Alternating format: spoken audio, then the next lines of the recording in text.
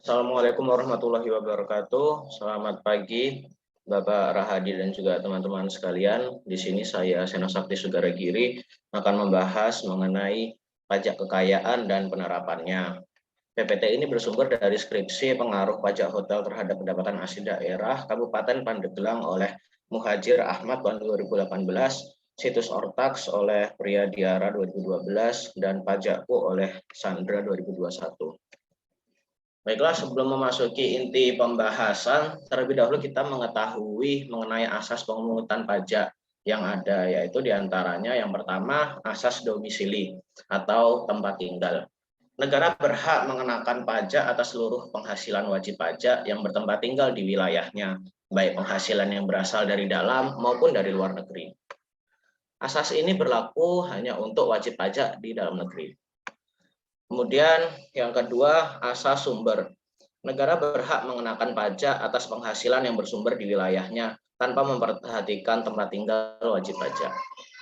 Kemudian yang ketiga yaitu asas kebangsaan, yaitu pengenaan pajak dihubungkan dengan kebangsaan suatu negara. Indonesia menganut asas pengenaan pajak atas seluruh penghasilan yang didapatkan oleh wajib pajak, termasuk penghasilan yang diperoleh dari luar negeri. Bagi wajib pajak dalam negeri, pajak yang akan dikenakan berdasarkan asas domisili. Sedangkan bagi wajib pajak negara asing yang tinggal dan memperoleh penghasilan di Indonesia, akan dilakukan pengecekan batas waktu terlebih dahulu untuk menentukan apakah orang pribadi atau badan ini akan masuk ke dalam wajib pajak dalam negeri atau wajib pajak luar negeri. Kemudian lebih lanjut untuk wajib pajak luar negeri, pengenaan pajaknya hanya terhadap penghasilan yang diperoleh dari Indonesia saja. Kemudian kita masuk dalam pembahasan pajak kekayaan. Besarnya penghasilan tidak terlepas pula dengan kekayaan yang dimiliki, sehingga kekayaan dianggap layak dikenakan pajak, dan wajib pajak diharuskan untuk melaporkan harta kekayaan yang dimiliki. Pajak kekayaan pada dasarnya adalah pajak yang dikenakan terhadap seluruh aset kekayaan yang dimiliki oleh setiap wajib pajak. Berdasarkan jenis pajak kekayaan, menurut IMF tahun 2018 dapat dibedakan menjadi 3 jenis, yaitu berdasarkan nilai harta, berdasarkan transfer kekayaan, dan kenaikan nilai suatu aset. Kemudian kita akan membahas mengenai sejarah pajak kekayaan. Kebijakan mengenai pajak kekayaan ini dahulu sempat ada, yaitu melalui Ordonansi Pajak Kekayaan tahun 1932, Lembaga Negara Republik Indonesia tahun 1932 nomor 404, yang telah diubah beberapa kali hingga perubahan yang terakhir dalam Undang-Undang nomor 24 tahun 1964 tentang perubahan dan tambahan Ordonansi Pajak Kekayaan tahun 1932.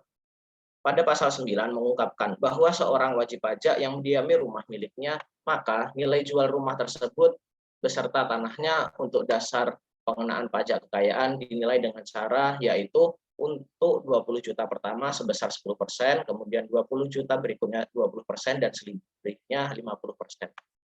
Serta bagi wajib pajak yang juga merupakan seorang pelaku usaha yang berkaitan dengan pemerintahan dapat memberitahukan atau menunjukkan bahwa jumlah kekayaan yang dimilikinya itu bukan sepenuhnya milik pribadi, melainkan juga dipergunakan untuk usaha-usaha yang berkaitan dengan politik pemerintahan di dalam bidang pembangunan.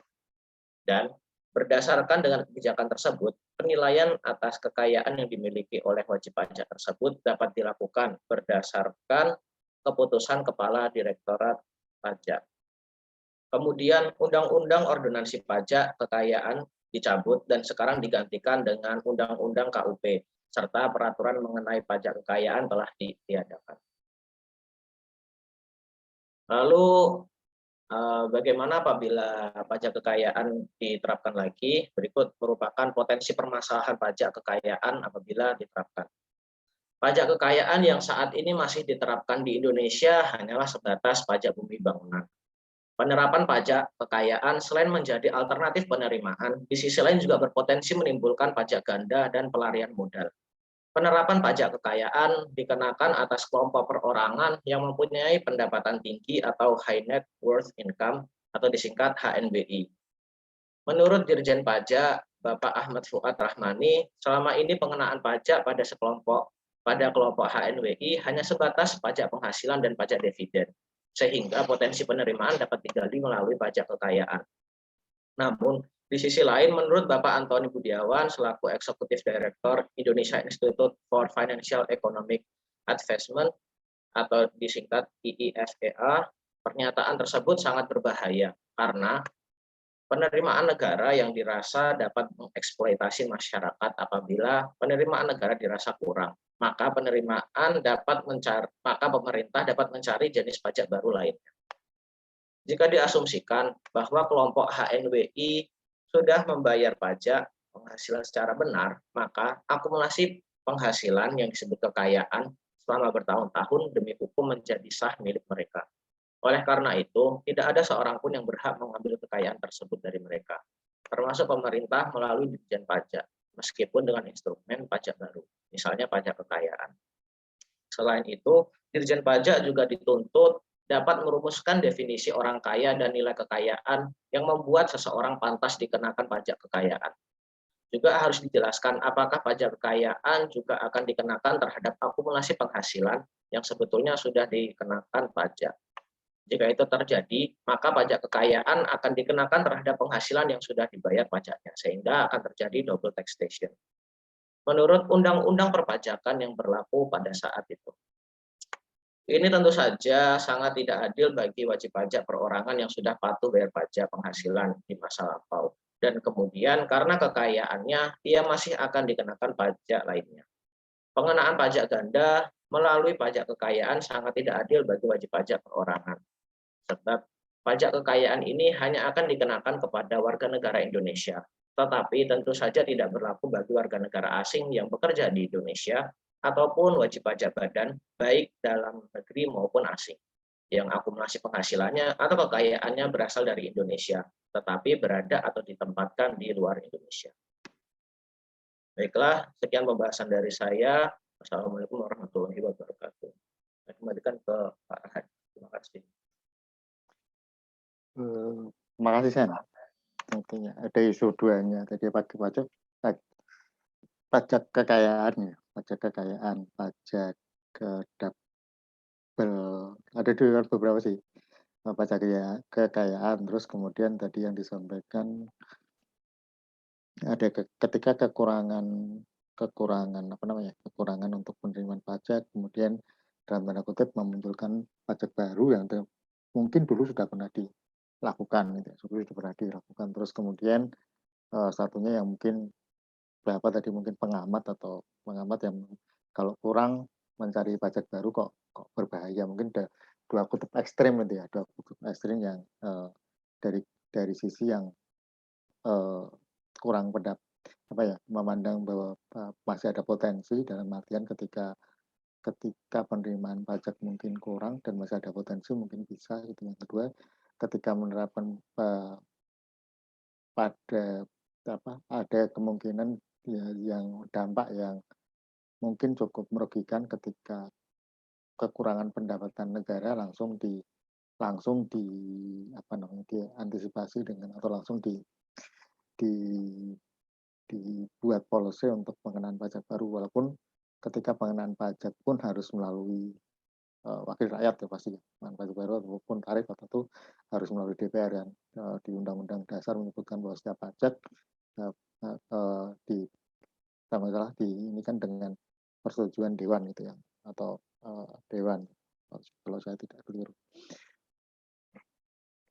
Monggo kalau ada yang ingin komentar.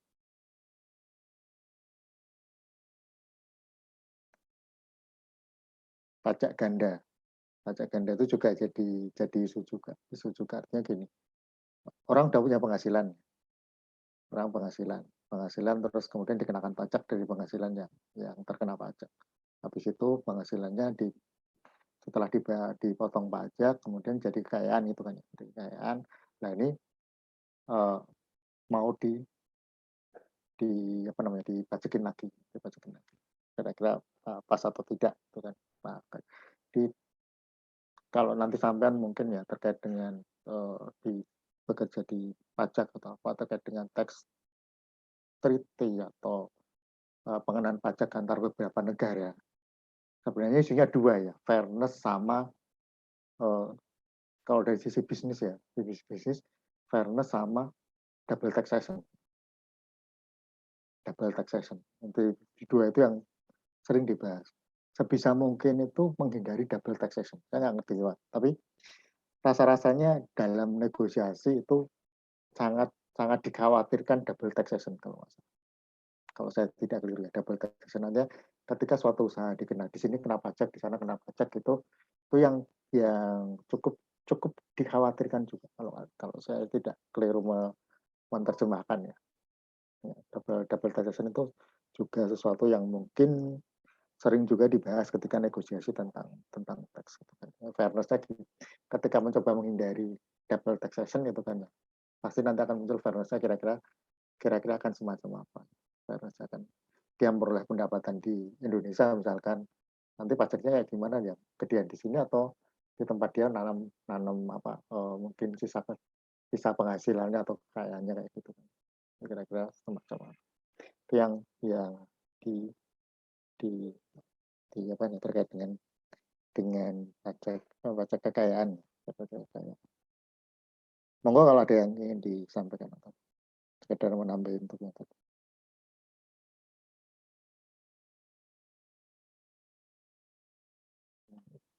Ini double taxation, terus tadi itu ya yang penerimaan sama sama untuk pajak barunya. Ya, ya kadang-kadang ya memang kita butuhnya masih banyak. Gitu. Kita butuh duitnya masih banyak. Kalau 20% anggaran yang dipergunakan untuk pendidikan itu aja 40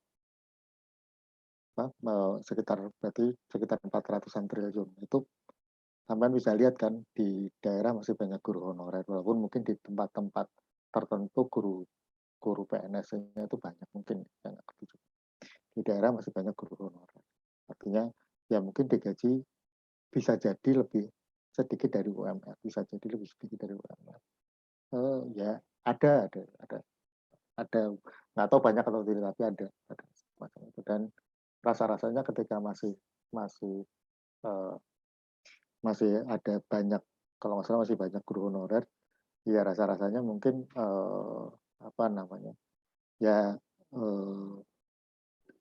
duit 400 triliun itu mungkin kurang saya nggak tahu apakah sudah pas atau belum di samping mungkin masih ada apa namanya masih ada penggunaan yang tidak efektif ya tidak efektif dan itu mungkin masih ada cuman rasa-rasanya mungkin masih kurang dan beberapa mungkin yang kebutuhan uh, uh, apa untuk bela negara gitu atau pertahanan negara gitu berapa jumlah kapal dan sebagainya gitu walaupun kita negara maritim kapalnya berapa terus pesawat tempurnya berapa gitu atau walaupun mungkin eh, nggak tahu mendesak atau tidak atau perlu atau tidak gitu kan tapi bisa dilihat kalau ketika ketika ketika perlu mungkin dia eh, rasa-rasanya kok kurang gitu. Rasa-rasanya kok kurang kurang walaupun ya sudah di saat di apa namanya di jadi lupa istilahnya sudah dipahami juga bahwa TNI itu juga termasuk pasukan yang bisa dikategorikan elit untuk apa namanya dunia itu lomba menembak sering menang gitu menembak sering menang dulu tapi dulu waktu Timor Leste mau berpisah ya berpisah itu uh, saya nggak tahu mau berpisah atau berpisah itu dulu juga saya nggak tahu di Nusa Tenggara Timur atau di Timor Leste-nya di Dili itu pada saat sebelum berpisah itu dikuasai stasiun penerangan semuanya itu informasinya dikuasai sama TNI. Jadi pusat-pusat penerangan sudah dikuasai terlebih dahulu dan ya cukup membuat kaget Australia gitu. Cukup membuat kaget Australia. Dan mereka bisa mengoperasikan. Cukup cukup luar biasa gitu. Dan dulu juga cukup terkenal, bahkan slogannya itu BIN Indonesia itu nomor 2 setelah Mossad gitu katanya dulu katanya. Mana itu juga benar apa enggaknya juga enggak tahu juga. Monggo kalau ada yang ingin ditanya. Kalau tidak mungkin ke yang kedua. Berapa kalau tidak? Kedua sama tadi Nabila ya, monggo. Ya, Pak, izin share screen ya Pak.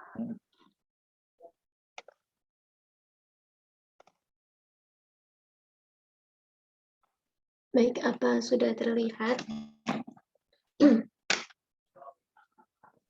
Sudah? Belum. Belum. Ya belum ya?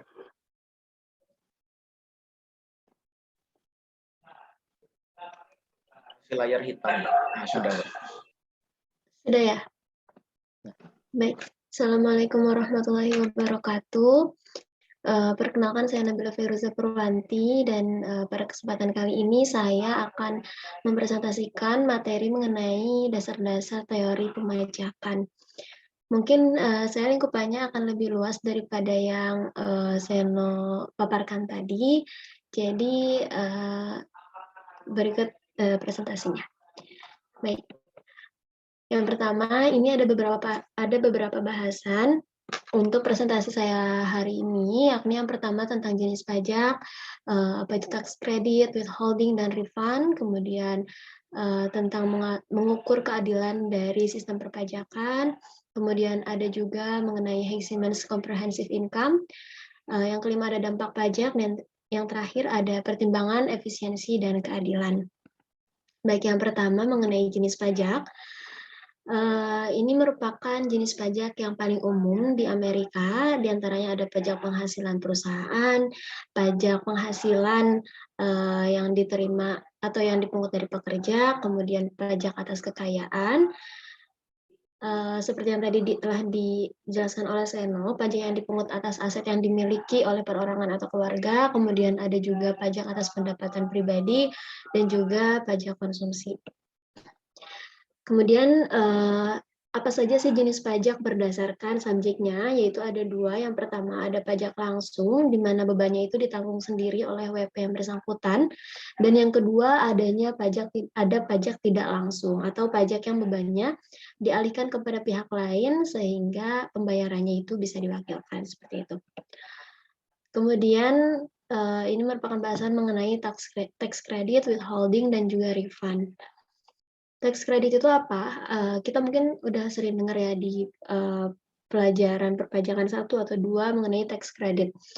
Itu adalah pengurangan yang diperbolehkan bagi wajib pajak yang wajib dikeluarkan atau diberikan pada pemerintah melalui pengeluaran. Istilahnya seperti kalau di pajak penghasilan seperti itu ya. Kemudian yang kedua ada withholding. Withholding ini adalah pemungutan pajak yang mengurangi gaji pekerja secara langsung atau biasanya dipungut langsung oleh pihak ketiga, yaitu bendahara. Kemudian ada yang disebut dengan refund, yakni selisih atau perbedaan antara jumlah yang dipungut dari gaji pekerja dan pajak yang wajib disetor. Di mana apabila yang dipotong lebih besar jumlahnya, maka akan terjadi lebih bayar. Dan oleh karena itu, selisih pajak tersebut akan dikembalikan kepada wajib pajak. Intinya refund itu sama kalau kayak kita jual beli seperti itu ya. Nanti ada pengembalian dana atas lebih bayar, seperti itu. Yang ketiga mengenai mengukur keadilan dari sistem perpajakan. Nah, di sini ada yang disebut dengan marginal tax dan juga nanti ada average seperti itu. Nah, marginal tax rate ini apa? Ini juga sudah pernah dibahas dalam perpajakan 1 kalau nggak salah ya, mengenai persentase yang dibayarkan dalam pajak atas tambahan yang selanjutnya dihasilkan, seperti itu. Nah, kalau di Indonesia, di sini ada contohnya itu, misal penghasilan kena pajak antara 0 sampai dengan 50 juta, seperti itu tarif pajaknya 5%. Namun di atas itu tarif pajaknya menjadi 15%, seperti itu. Namun berdasarkan Undang-Undang HPP yang terbaru ya teman-teman, ini ada perubahan tarif, ada perubahan ketentuan gitu mengenai pajak penghasilan ini. Selanjutnya ada average tax rate, yaitu persentase yang dibayarkan dari total pendapatan yang dibayarkan dalam pajak. Dihitungnya berdasarkan rasio antara total pembayaran pajak dengan total pendapatan. Nah, contohnya ini, misalnya Gilang memiliki pendapatan kotor sebesar 80 juta dan setelah disesuaikan penghasilan kena pajaknya 60 juta. Misalnya tidak ada kredit pajak, kemudian dihitung tiap tagihan pajaknya per pendapatannya, sehingga setelah dihitung jumlahnya adalah 4 juta.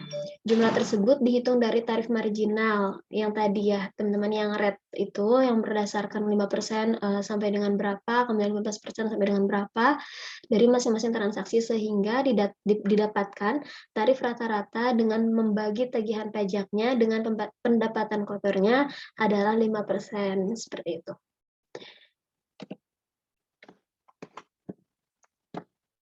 Kemudian tentang bahasan dari sisi keadilan pajak itu sendiri, ada yang disebut dengan vertical equity dan juga horizontal equity. Untuk vertical equity ini, prinsipnya itu di mana kalau ada kelompok masyarakat yang punya sumber daya lebih tinggi, maka lebih tinggi kesejahteraannya dan lebih tinggi keuntungannya, maka dia harus membayar pajak lebih tinggi juga, seperti itu. Contohnya di sini semakin kaya seseorang, maka pajak yang dikenakannya itu semakin tinggi gitu. Semakin tinggi penghasilannya, semakin kaya, maka pajak yang dikenakan semakin tinggi. Kemudian yang kedua ada horizontal equity. Prinsipnya itu di mana kelompok yang sejenis itu memiliki potensi atau sumber daya yang sama, maka akan diperlakukan sama oleh sistem pajak walaupun mengambil keputusan ekonomi yang berbeda-beda. Contohnya, ini untuk sewa rumah dan juga membeli rumah. Nah, pajaknya itu sama gitu, teman-teman. Selanjutnya, bahasan yang keempat adalah Higgs-Simmons Comprehensive Income. Menurut Higgs-Simmons, sumber daya yang bisa dikenai pajak adalah kemampuan membayar pajak atau ability to pay-nya. Nah, kemampuan membayar pajak ini sebenarnya sama dengan konsumsi tahunan individu atau potential annual consumption, yaitu konsumsi total individu sepanjang tahun, ditambah dengan kenaikan stok kekayaannya. Inilah yang disebut dengan kemampuan membayar atau ability to pay. Lalu kelebihannya itu apa dari teori Higgs-Simmons tersebut? Di antaranya adalah yang pertama meningkatkan keadilan vertikal, yang kedua kemudian meningkatkan keadilan horizontal juga seperti yang sudah kita bahas sebelumnya. Lalu apa kekurangannya? Kekurangannya ialah teori ini akan membuat menentukan kekuatan seseorang untuk melakukan konsumsi itu lebih sulit untuk dilakukan, seperti itu. Kemudian yang kedua juga adanya pengeluaran yang tidak bersifat konsumtif dan ada juga pengeluaran yang konsumsinya itu bersifat pribadi, sehingga perhitungan pajaknya itu akan lebih sulit dilakukan. Kemudian yang kelima ada dampak pajak. Dampak pajak itu ada dua. Yang pertama secara marginal, di mana akan mempengaruhi perilaku dari masyarakat atau pembayar pajak, seperti itu wajib pajak. Yang kedua ada inframarginal.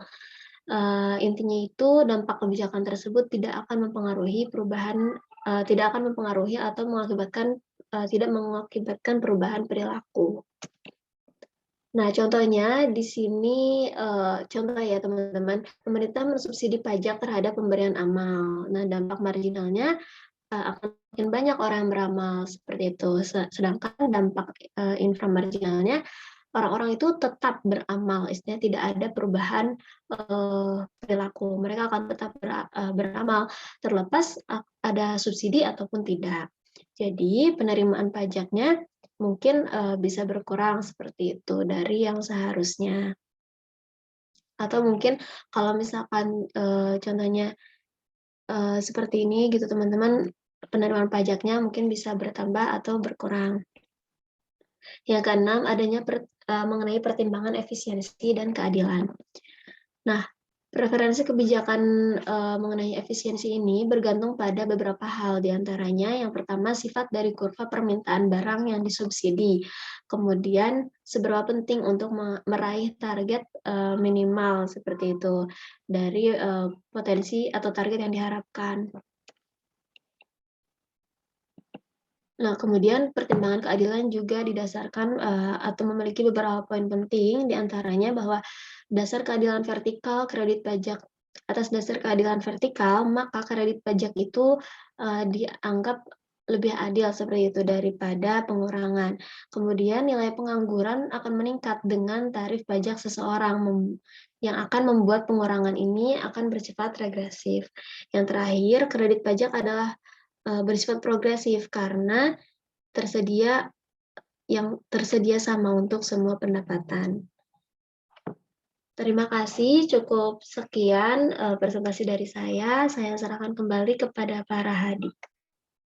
Terima kasih, Nabila. Yang tadi sorry, coba yang apa tadi? Inframarginal, boleh ditindak. Iya.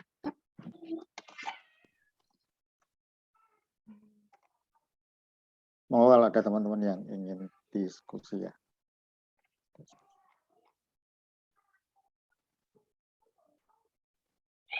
Nah ini itu ya tadi turun satu lagi. Nah ini kan ini ketika pemerintah memberikan orang yang beramal gitu kan ya, penghasilannya bisa dikurangkan atau amal yang digunakan untuk amal itu bisa dikurangkan sebagai penghasilan kena pajak atau pajaknya pajaknya di apa namanya pajaknya di pajaknya dikurangi dari tadi penghasilannya dikurangkan dari amalnya berapa atau pajaknya dikurangi dari amalnya, mungkin dua sisi itu. Yang sebagian besar sih mungkin penghasilannya dikurangi dengan dikurangkan dulu dengan amalnya, baru dikalikan dengan tarif pajaknya, yang biasanya kayak gitu kan. Dampaknya kan sebenarnya pengennya adalah apa namanya jumlah amalnya bertambah gitu kan, jumlah amalnya bertambah sehingga kebutuhan barang publik itu tidak hanya disediakan lewat pajak tapi dari donasi-donasi kayak gitu. Dari donasi-donasi itu orang beramal, ini pajaknya disubsidi atau apa sehingga amalnya bertambah. Nah itu dampaknya diharapkannya kan kayak gitu. Tapi bisa jadi juga sebenarnya ya nggak usah dikasih itu, orang tetap beramal. Jadi dampak sebenarnya mungkin kalaupun tidak disubsidi dengan pajak, orang tetap beramal, sehingga takutnya malah itu ngurangin pajaknya doang dampaknya. Ngurangin pajaknya doang, tapi dampak terhadap dampak terhadap berapa jumlahnya amal itu mungkin tidak terlalu banyak gitu, tidak terlalu banyak. Itu yang perlu juga apa namanya ya nggak tahu tapi kalau ada ada wacana atau ada sedikit penelitian yang mengarah ke sana itu cukup membantu. Oh kalau ini ada ini kira-kira behaviornya kayak gini, itu cukup. Jadi itu ada satu kebijakan harapannya akan berdampak kayak gini. Ternyata bisa jadi kebalikannya.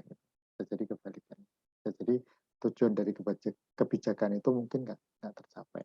Gitu. Yang perlu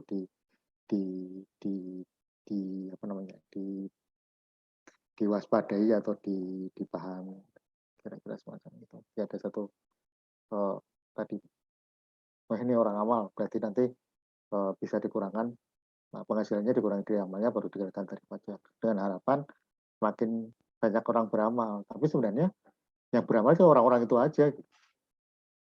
Orang-orang itu aja, nggak bertambah, dan karena dia sudah dikurangi berarti penerimaan pajaknya berkurang. Kira-kira kayak gitu. Maksudnya kayaknya ya. Terus kalau ada yang ingin diskusi. Yang bahas pajak penerimaan negara sama di tambahan penilaian ya beberapa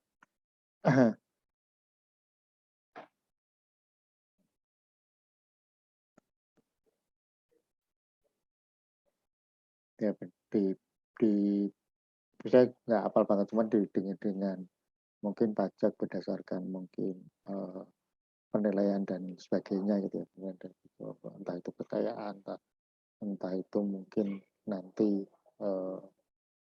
sumber daya hayati maupun non hayati itu kan kayaknya ada BPP-nya juga ya, ada pajak kemudian bangunannya juga. Itu kira-kira semacam apa ya dengan yang sudah dipelajari bisa memberikan apa namanya wacana atau wacana kira-kira pengenaan pajaknya ya dalam tanda kutip mungkin harapannya ya lebih fair dan mencukupi untuk kebutuhan negara gitu lah kira-kira kira-kira sih semacam itu.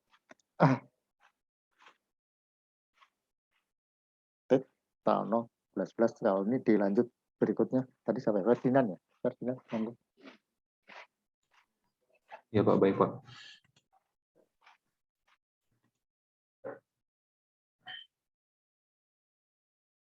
Sebelumnya apakah share screen saya sudah terlihat?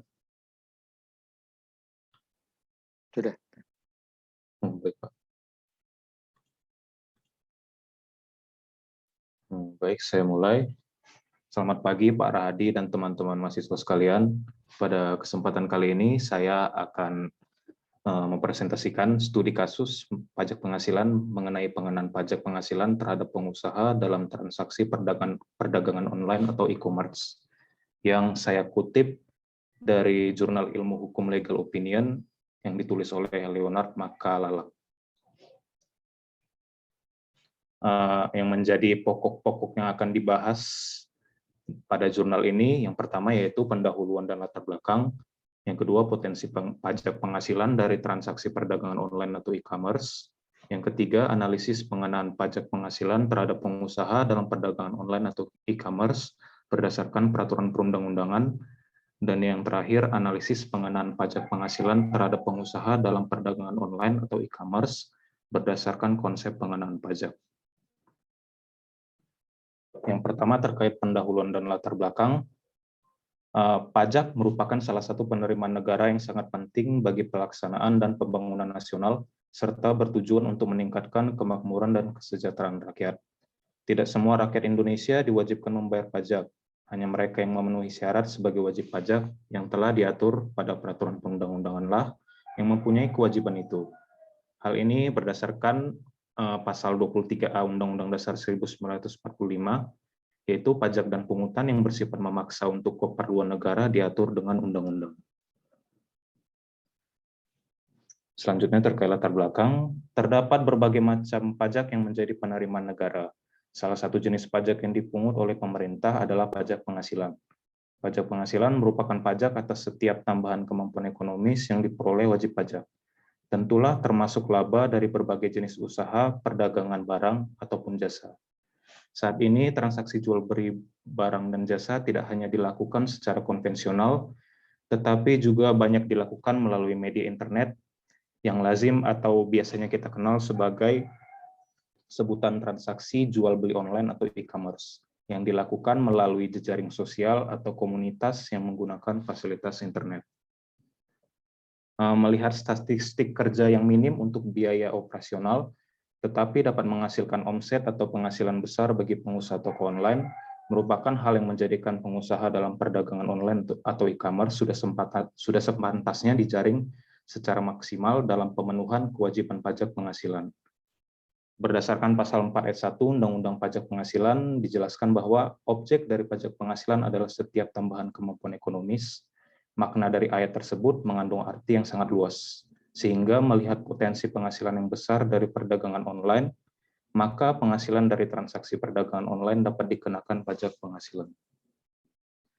Selanjutnya, potensi pajak penghasilan dari transaksi perdagangan online atau e-commerce.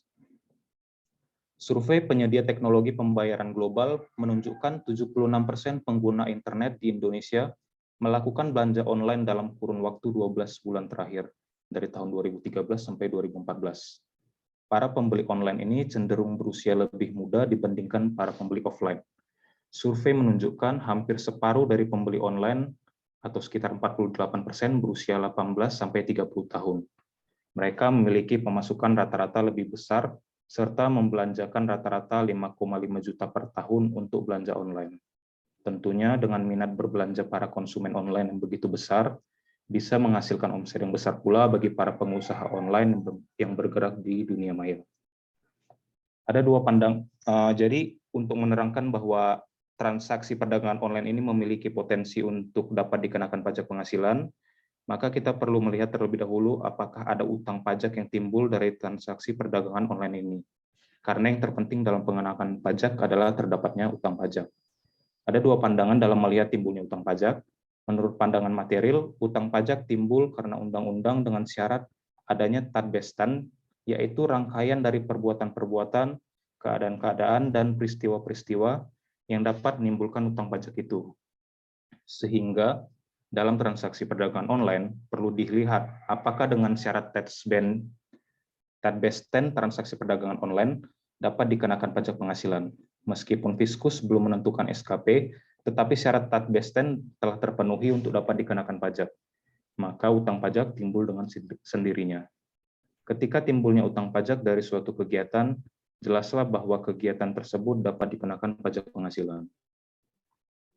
Berbeda dengan pandangan formilnya, utang pajak timbul apabila telah ada SKP dari Fiskus pajak, sehingga meskipun dalam transaksi perdagangan online memiliki potensi berdasarkan undang-undang menurut tadbestan layak untuk dikenakan pajak, tetapi selama belum ada SKP dari Fiskus pajak, maka transaksi perdagangan online dianggap belum ada utang pajaknya. Dalam perbuatan administratif, pengeluaran SKP oleh Fiskus harus berdasarkan syarat-syarat dan ketentuan dalam undang-undang. Yang menjadi masalah, belum ada dasar hukum yang mengatur secara khusus transaksi perdagangan online ini. Selanjutnya, analisis pengenaan pajak penghasilan terhadap pengusaha dalam perdagangan online atau e-commerce berdasarkan peraturan perundang-undangan. Perlakuan pajak penghasilan atau PPh atas pengusaha perdagangan online atau e-commerce dilihat dari syarat subjektif dan syarat objektif dalam Undang-Undang Nomor 36 Tahun 2008 tentang pajak penghasilan. Berdasarkan pasal 2 ayat 1, pengusaha dalam perdagangan online dapat digolongkan sebagai subjek pajak orang pribadi dan subjek pajak badan, sehingga memenuhi syarat subjektif. Dan berdasarkan pada pasal 4 ayat 1 Undang-Undang Nomor 36 Tahun 2008 tentang pajak penghasilan, yang menjadi objek pajak adalah penghasilan. Karena setiap transaksi jual beli pasti memperoleh keuntungan, dan keuntungan yang didapatkan oleh pengusaha itulah yang merupakan suatu penghasilan, sehingga syarat objektifnya terpenuhi. Apabila pengusaha orang pribadi maupun badan pada bentuk perdagangan konvensional memiliki penghasilan di bawah 4,8 miliar dalam 1 tahun pajak, maka orang pribadi maupun badan dapat menggunakan perhitungan pajak penghasilan final. Karena sejak berlakunya Peraturan Pemerintah Nomor 46 Tahun 2013 tentang pajak penghasilan final, maka perlakuan pajak pengusaha perdagangan dengan peredaran bruto tidak melebihi 4,8 miliar dapat dikenakan pajak penghasilan final, seperti usaha kecil menengah atau UKM, jika memperoleh penghasilan di bawah 4,8 miliar, maka akan dikenakan pajak sebesar 1% dari omset yang diperoleh dalam 1 tahun pajak. Yang terakhir, analisis pengenaan pajak penghasilan terhadap pengusaha dalam perdagangan online atau e-commerce berdasarkan konsep pengenaan pajak. Dari sisi keadilan pengenaan pajak, pengusaha perdagangan online dan perdagangan konvensional yang sama-sama memperoleh penghasilan dari kegiatan usahanya, yang mana penghasilan merupakan syarat objektif dalam pengenaan pajak penghasilan, maka sesuai dengan asas keadilan menurut Adolf Wegner menegaskan bahwa pengenaan pajak hendaknya bersifat umum atau universal dengan tidak diskriminatif. Jika pemerintah mengatur pengenaan pajak pada pengusaha konvensional, pemerintah juga harus melakukan hal yang sama untuk pengusaha perdagangan online. Melihat dari peraturan perundang-undangan yang ada, transaksi perdagangan online belum diatur secara maksimal karena Undang-Undang Nomor 36 Tahun 2008 tentang pajak penghasilan terlalu bersifat umum dan aturan-aturan pelaksanaannya dalam peraturan pemerintah dan peraturan Direktorat Jenderal Pajak sangatlah tidak maksimal apabila undang-undang yang dikhususkan untuk pengusaha konvensional juga diterapkan bagi pengusaha perdagangan online. Sehingga diperlukan dasar hukum yang baru yang mengatur secara spesifik untuk pengenaan pajak dalam transaksi perdagangan online. Karena berdasarkan asas administrasi dalam pengenaan pajak yang dikemukakan oleh Adolf Wegner dan asas kepastian dari Adam Smith, mereka menegaskan dalam hal pengenaan pajak haruslah bersifat pasti. Demikian presentasi dari saya. Jika ada kekurangan saya mohon maaf. Terima kasih. Terima kasih, Ferdinand. Ya, pajak untuk e-commerce. Monggo kalau ada yang ini, ada yang ingin berkomen atau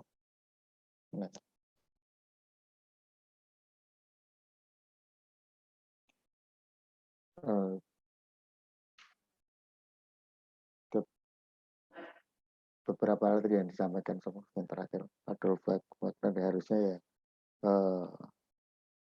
pengenaan pajak itu fair gitu ya, fair atau adil ketika yang konvensional itu dikenakan pajak ya sebisa mungkin harusnya yang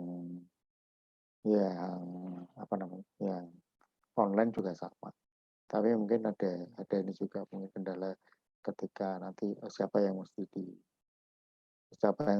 memungut atau siapa yang mesti memungut terus gimana untuk proses penyetorannya, kadang-kadang syaratnya itu juga lumayan, syaratnya itu lumayan. Di tahun ini ya presiden itu menggalakkan untuk pemerintah atau instansi pemerintah itu membeli produk lokal.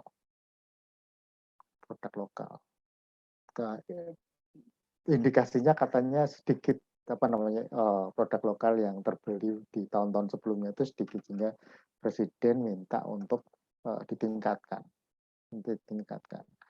Mungkin ya banyak yang belum tercatat mungkin ya, sehingga diindikasikan sedikit, walaupun mungkin juga tidak sebesar yang diharapkan. Yang diharapkan itu berapa ya? 40% kalau nggak salah dari APBN itu sebisa mungkin produk lokal.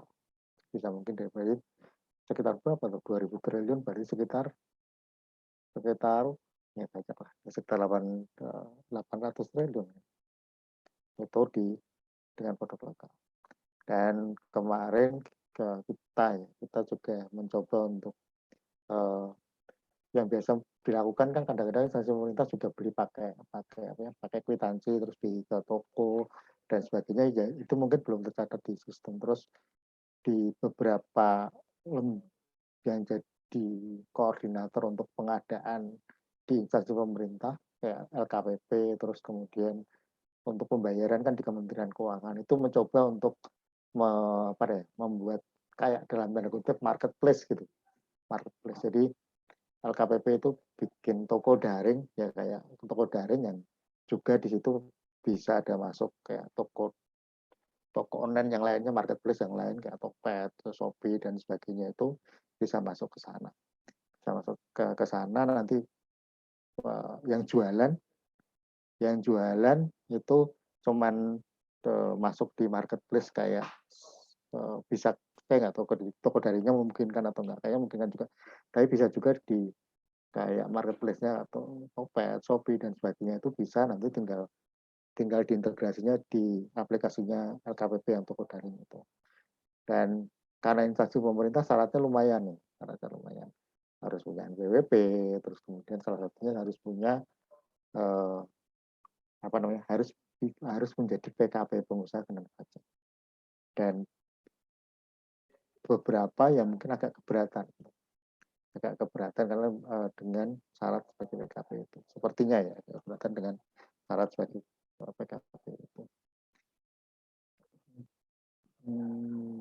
Dan itu coba dimitigasi bersama antara LKPP dan Kementerian Keuangan gitu ya. ketika Presiden mengencourage ini, terus kemudian ada kendala, walaupun mungkin secara undang-undang memang mengharuskan demikian, rasa-rasanya perlu jembatan itu ya, pasnya kayak gimana? Kalau menurut saya ya, cuman nggak tahu.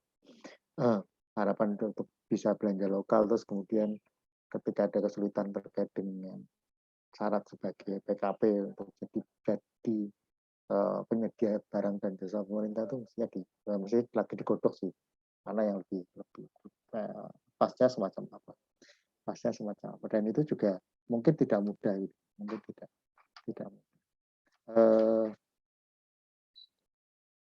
Yang kadang-kadang mungkin ya dampaknya mungkin orang jadi dalam tanda kutip mungkin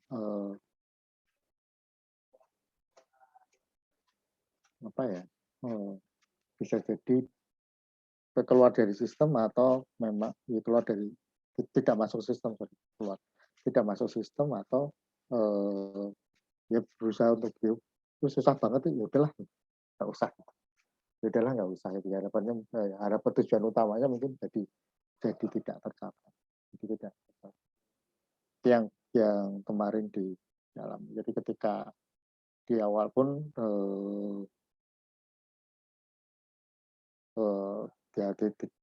tidak mudah sih untuk mencapai itu, ada kendala aplikasi dan sebagainya, tapi untuk administrasi salah satunya adalah terkait dengan syarat sebagai PKP untuk yang di penyedia jasa pemerintah ya, itu yang cukup merepotkan. Dan dalam konteks ini mungkin saja perpajakan dengan pembajakan untuk transaksi e-commerce itu ya, ketika aturannya mungkin lebih simpel, itu mungkin ya dapat terlaksana ya, mungkin. Atau sudah saya ketika aturannya lebih simpel dan fair, mungkin lebih mudah untuk diterima. Untuk e-commerce. Oh, ada pendapat.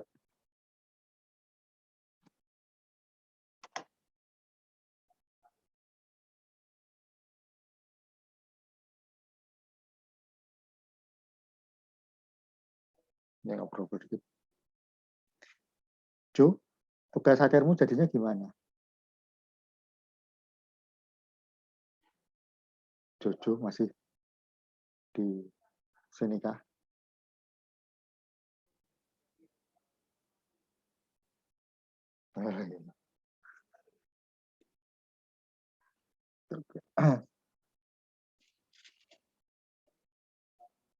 Yes. Mau kalau ada ini,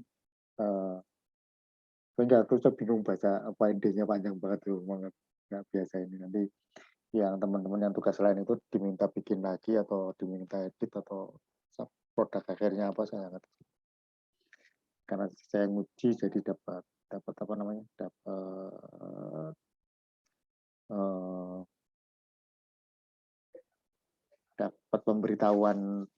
pemberitahuan tindak lanjutnya.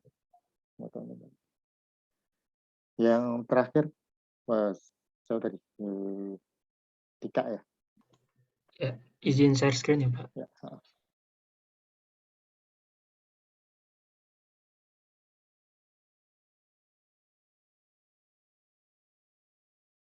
Baik, selamat pagi Bapak Rahadi dan teman-teman. Perkenalkan, nama saya Dika Kusuma Setiaputra. Di sini saya akan mempresentasikan jurnal yang berjudul Progresivitas Pajak Penghasilan Orang Pribadi dan Dampaknya pada Pertumbuhan Ekonomi. Ini karya Nur Farida Liana, Vita Aprilia Sari, dan Gusti Ayu Indah Ratnasari. Terus dari STAN ya? Ya Pak, dari STAN.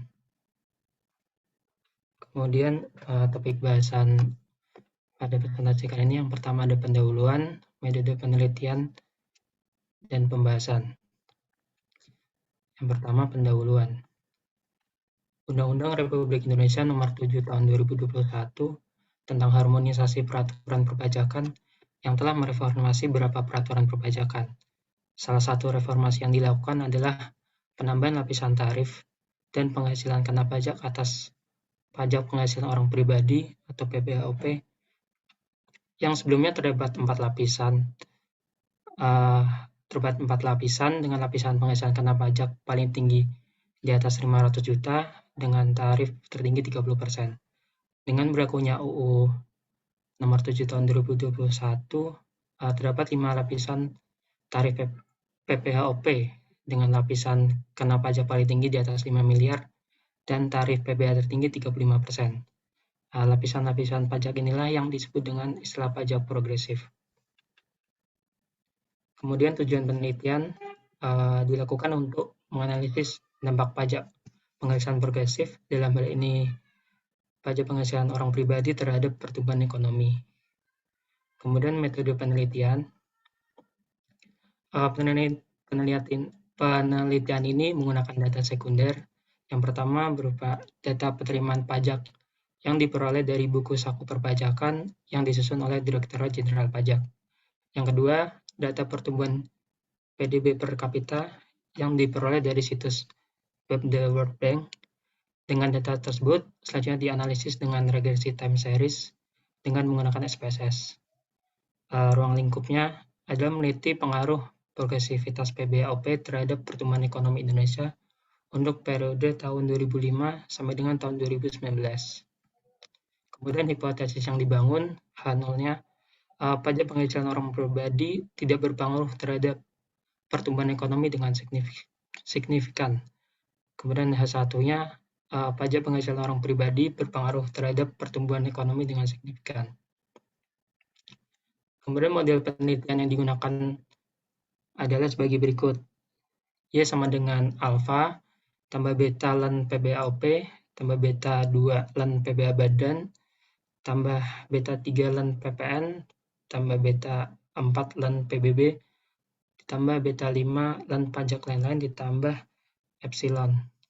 Yang dimana Y itu adalah pertumbuhan produk domestik bruto atau PDB per kapita, PPHOP proporsi penerimaan PBHOP dalam PDB, PPH badan proporsi penerimaan PPH badan dalam PDB, PPN yaitu proporsi penerimaan PPN dalam PDB, PBB yaitu proporsi penerimaan PBB P5L dalam PDB, kemudian pajak lainnya yaitu proporsi penerimaan pajak lainnya dalam PDB. Selanjutnya pembahasan berdasarkan hasil running SPSS diperoleh model sebagai berikut, yaitu Y sama dengan minus 15,3 min 1,1 ln pajak penghasilan orang pribadi, minus 3,1 ln pajak penghasilan badan, plus 4,4 ln PPN, plus 1,7 ln PBB, min 0,7 ln pajak lain ditambah epsilon. Pertumbuhan ekonomi dipengaruhi secara positif oleh PPN dan PDB. Sementara itu, PPHOP, PB badan, dan pajak lainnya berpengaruh negatif terhadap pertumbuhan ekonomi. Minus 15,3 berarti tanpa adanya pengaruh dari variabel pajak-pajak tersebut, ekonomi memiliki kecenderungan bertumbuh negatif. Kemudian dilakukan pengujian secara simultan.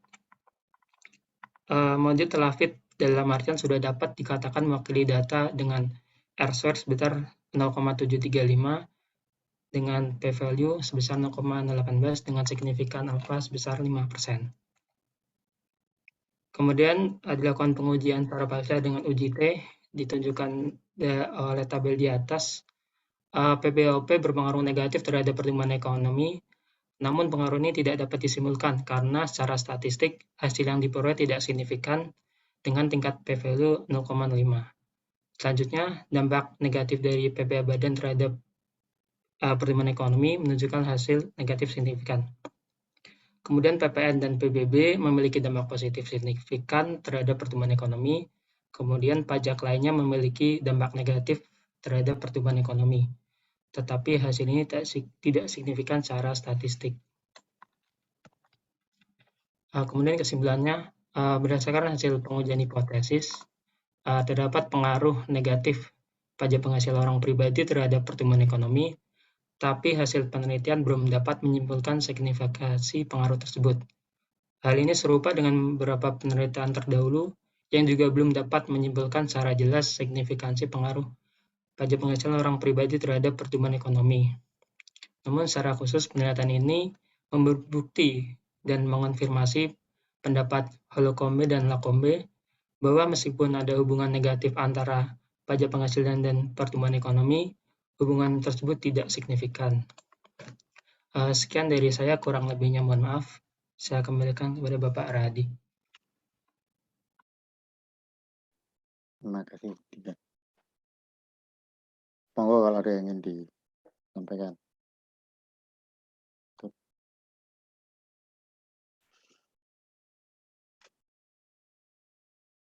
Tadi PPH dengan pertumbuhan ekonomi tidak signifikan. Ya kan apa namanya? Artinya progresivitas ya, judul awalnya judulnya seperti itu. Jadi dengan itu tadi kira-kira kalaupun lebih progresif, insya Allah tidak terlalu ini di pertumbuhan ekonomi, kira-kira itu dari tulisannya tadi.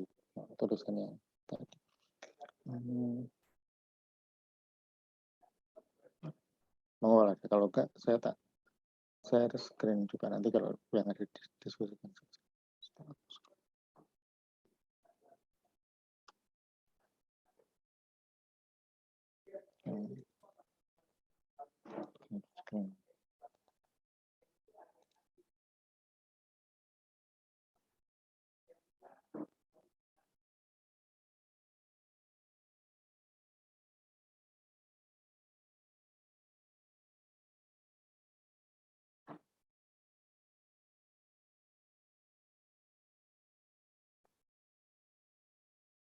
Ada 3 file intinya sebenarnya hampir sama gitu ya. 3 file pekerja, tax on labor, kira-kira dasar pengenaan tax on labor, tax on saving sama tax on capital gain. Nanti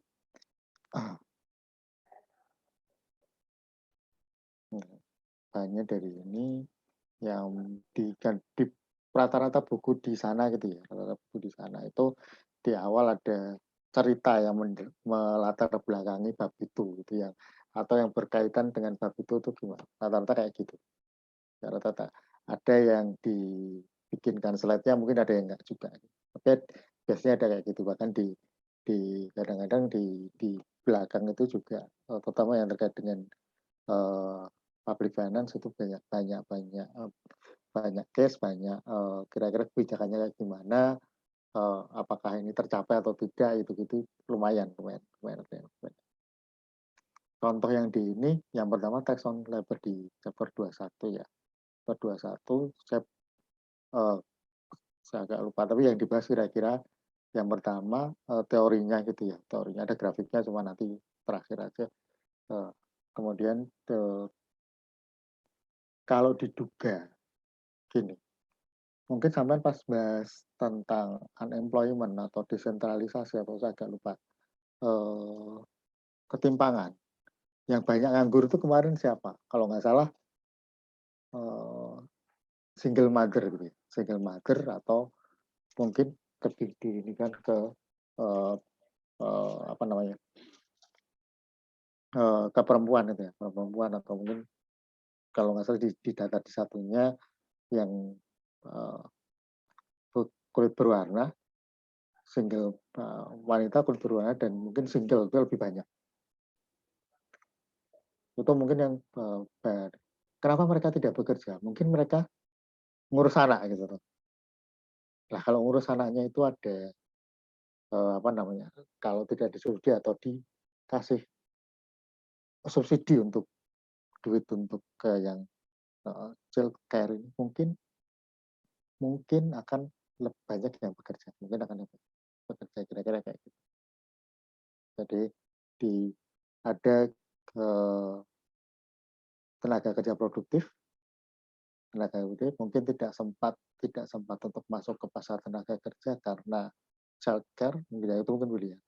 Kalau misalkan jargonnya itu tidak, di pemerintah ngasih duit untuk jargonnya ini mungkin namanya kan mereka kan masuk ke pasar kerja kira-kira kayak gitu bahasanya. Yang pertama diawali dengan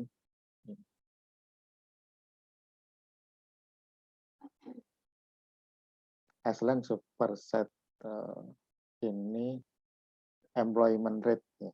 Employment rate di tahun 70-an, terus kemudian di 87 tinggi banget, kemudian ya biasa lagi lah kira-kira gitu sampai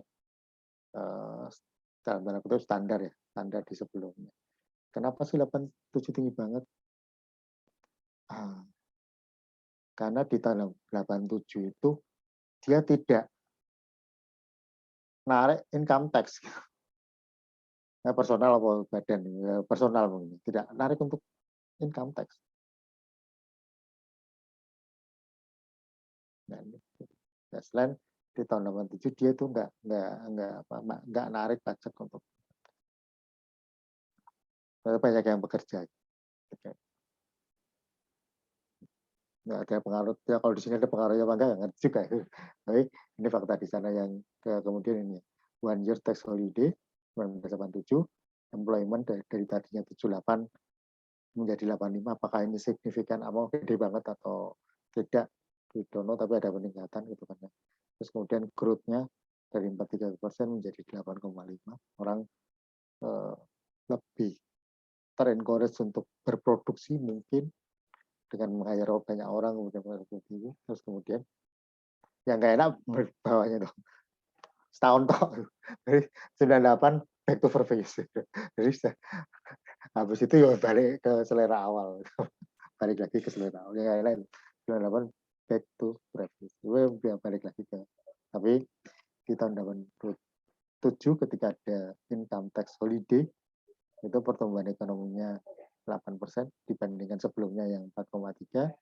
Kalau misalkan ini lebih smooth gitu kan mungkin lebih apa ya, mungkin baik gitu ya. Cuman yang nggak tahu juga, tapi ternyata 98 udah back to previous itu, balik lagi.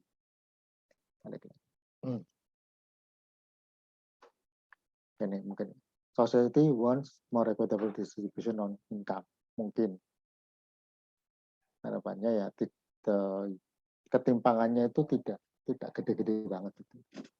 Walaupun mungkin itu bisa dikatakan apa ya, takdir apa tapi ketimpangannya kalau bisa nggak. Sehingga mungkin ketika menginginkan ketimpangan, artinya standar hidup orang itu ya kayaknya kayak gitu-gitu aja. Kayak gitu-gitu aja. Jadi ya jangan dalam tanda kutip bukan itu. Artinya kalau memungkinkan ya semuanya bisa yang level dalam tanda kutip biasa. Kira-kira mungkin bukan itu pas kata-katanya, tapi demikian. Menginginkan untuk lebih equitable distribution of income.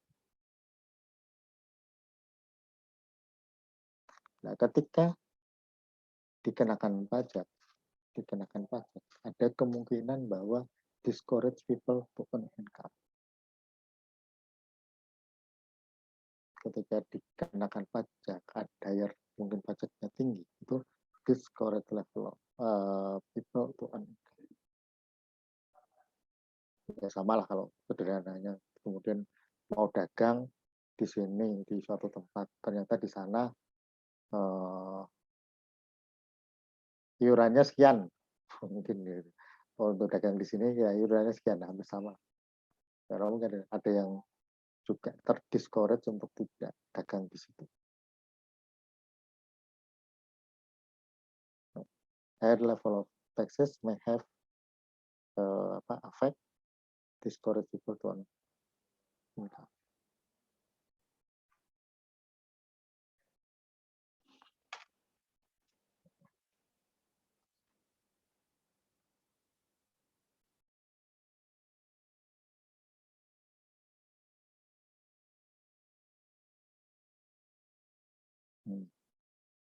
How tax affect on an economy depends on how responsive individual economic decision regarding tax.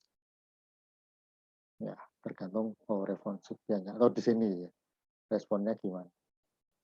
Responnya semacam apa? Ya sama lah kalau misalkan bukan apa-apa ya.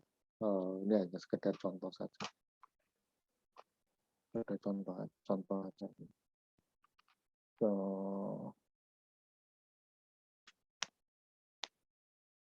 Adikku ya, dulu zamanku ya ada yang itu apa namanya, ditembak, nggak nggak nggak lihat apa namanya, nggak lihat ditembak dapat A semua gitu ya. Ya mungkin ada juga yang alah ya udah nggak usah belajar. Nggak ada yang mungkin esensi dari apa mencari ilmunya mungkin agak berkurang, mungkin agak kurang. Kalau zaman saya, kalau sekarang sih mungkin ujian dibaca ya, di kode koreksi kemudian dan sebagainya. Lalu ada yang protes ya, mungkin sudah cerita sudah protes. Loh, saya kan kadang-kadang nggak masuk Pak. Oh berarti kamu B. Ya, jadi salah sendiri lapor, salah sendiri lapor. Saya ya, tetap kebijakan mungkin akan menimbulkan dampak tergantung dengan seberapa reaktif orang itu terhadap ya how responsive individual economic decision. Pertama dibahas ada pajak penghasilan, tax on labor, income dari pekerja. Efeknya dua gitu ya, ya tiga harusnya kan, meningkatkan, tidak berdampak apa-apa, menurunkan, kira-kira sama aja apa ini. Meningkatkan jam kerja pada sebagian orang, menurunkan jam kerja mungkin pada sebagian orang yang lain, atau mungkin juga tidak berdampak. Ya, kebijakan pajak untuk apa? Pajak ya mungkin dari sebagian orang yang ya lebih niat untuk bekerja. Oh, penghasilanku sekian, mungkin kebutuhannya kira-kira sekian, sehingga untuk memenuhi kebutuhan itu mesti menghasilkan sekian. Itu hitung-hitungan matematisnya kira-kira gitu. Karena pajak sekian maka bayar pajak sekian, maka untuk memenuhi kebutuhan itu kira-kira harus penghasilan berapa.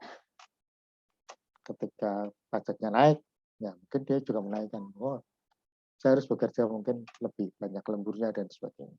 Mungkin ya. Menurunkan jam kerja pada sebagian yang lain. Ya, kita pajaknya tinggi banget ya udahlah. Bekerjanya dikurangin. Ya, dikurangin. Pekerjaan dikurangin toh mungkin sudah terpenuhi untuk kebutuhan standar dan sebagainya, kira-kira semacam itu. Dulu pernah ada mau pajak untuk warteg, pajak daerah loh Mas. Pajak untuk warteg. Kos-kosan kayak mungkin sudah ada. Pajak untuk warteg itu dulu mau pernah ada. Kan beberapa restoran kena pajak gitu kan. Nah, ini warteg yang omsetnya luar biasa. Mestinya kan pasta juga kena juga gitu ya. Pasta juga kena juga. Tapi supaya pas gimana? Apakah semuanya harus kena? Kira-kira kayak gitu sih. Kayaknya nggak jadi akhirnya. Tapi dulu pernah ada wacana untuk mengenakan tax untuk warteg itu pernah ada wacana.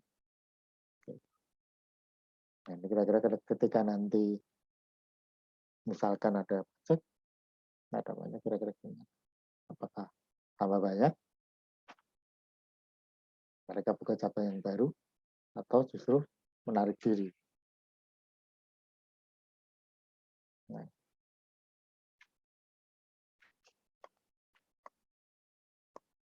Nah ini yang beberapa yang mungkin agak sulit mendefinisikan. Ketika ada lembur itu juga lumayan agak menyulitkan untuk membangun sebuah kesimpulan kira-kira kayak gitu.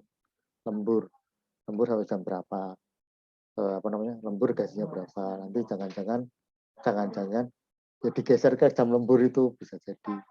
Sebenarnya harapannya kayak gitu kan teman, ada yang digeser ke jam lembur supaya dapat lemburnya. Dan ya mungkin nggak ada digeser ke zaman lembur dan sebagainya.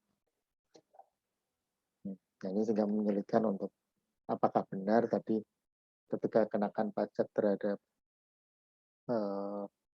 penghasilan dari pekerjaan ini akan meningkatkan jam kerja atau menurunkan jam kerja atau tidak berdampak ketika mungkin di sana juga ada yang lembur lembur itu juga agak susah mungkin untuk usahain datanya dan sebagainya. Walaupun mungkin nah ini yang tadi childcare.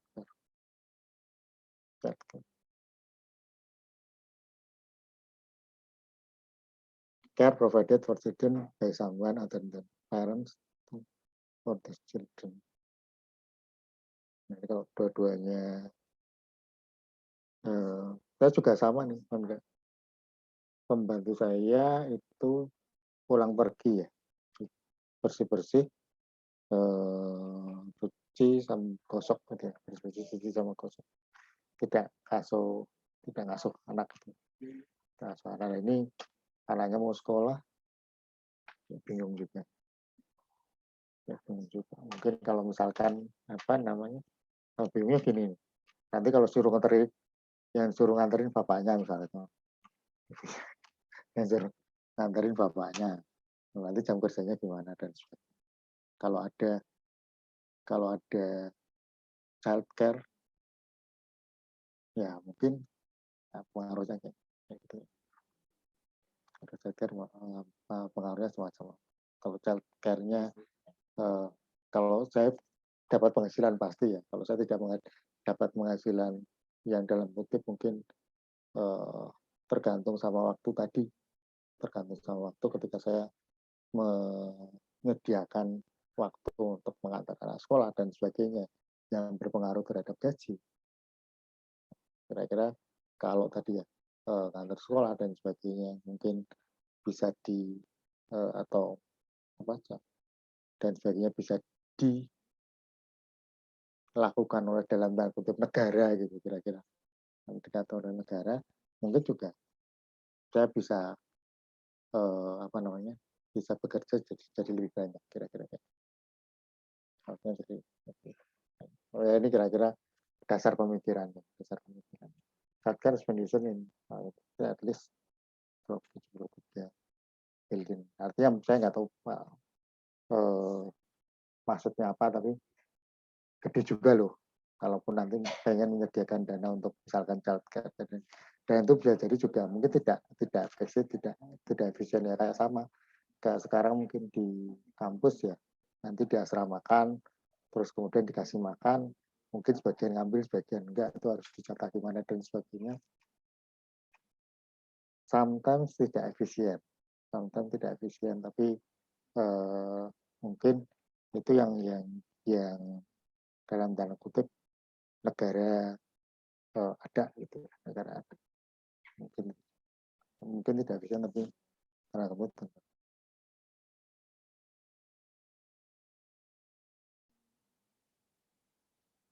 Nah, ini beberapa pendapatnya childcare expenditure effective tax on mirip dengan tax on parents reduce level mereka kan ya mungkin mengurangi ya untuk mendidik anak dan sebagainya mereka menjadi tidak bekerja ketika dikasih subsidi atau disediakan oleh negara mungkin akan mungkin lebih efektif mungkin juga kan childcare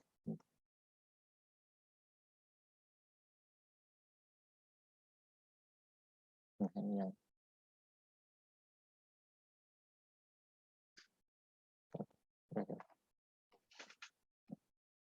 atau childcare-nya deductible dan nitipin ke mana tempat ya, kalau bapak ibunya bekerja dititipin di penitipan anak itu bisa jadi deductible juga memungkinkan tadi ya subsidi atau ini kira-kira nah gambar sebentar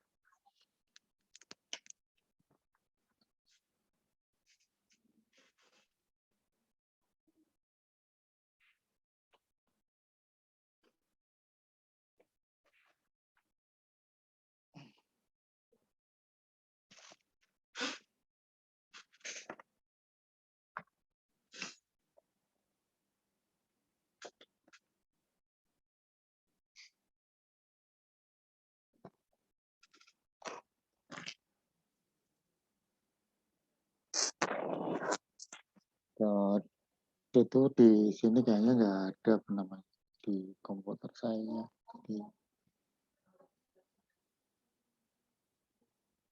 yang grafiknya.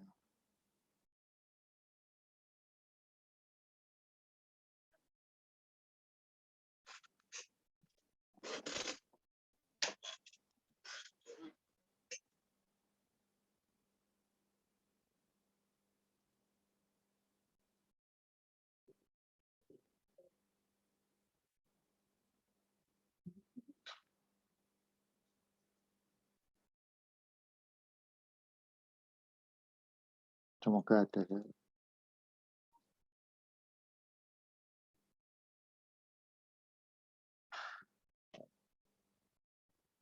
Kok enggak?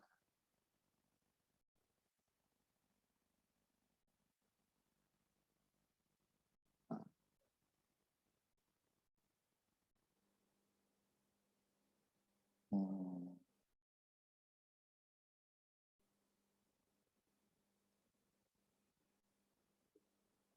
Itu ada nyarinya udah pusing. Sorry.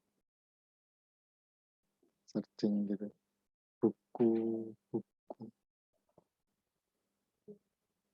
Buku ini tak tahu di.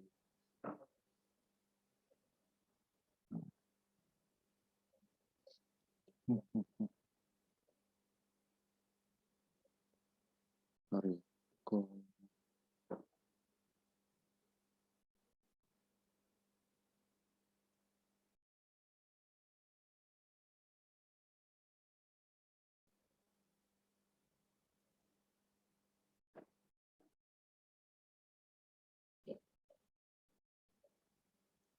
Dua satu ya. Berdua.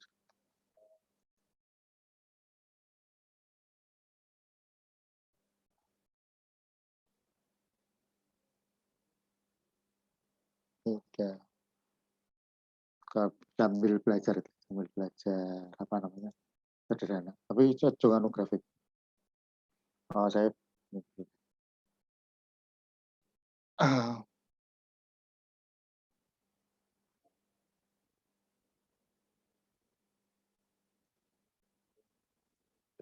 ya kelihatan. Jadi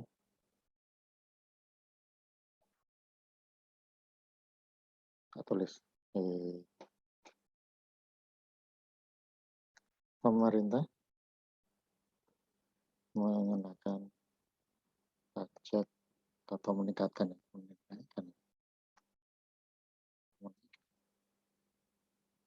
pajak atas penghasilan dari pekerjaan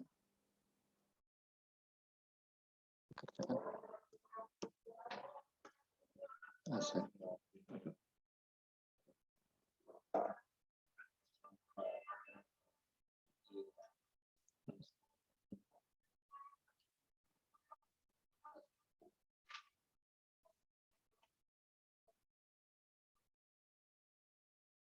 Aku menyaksikan administrasi dulu.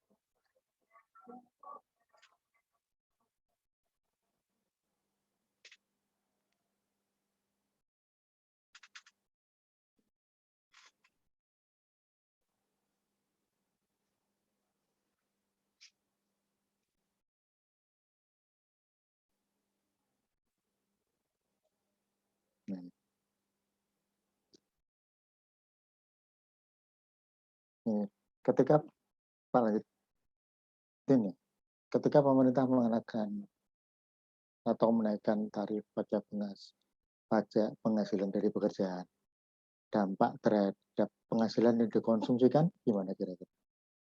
Berkurang atau bertambah?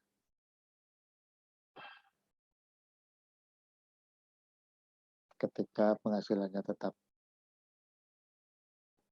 pemerintah tadinya tidak mengenakan pajak terhadap penghasilan yang dari pekerjaan, kemudian mengenakan pajak atau menaikkan pajak, kira-kira dampak terhadap penghasilan bagi pekerja itu yang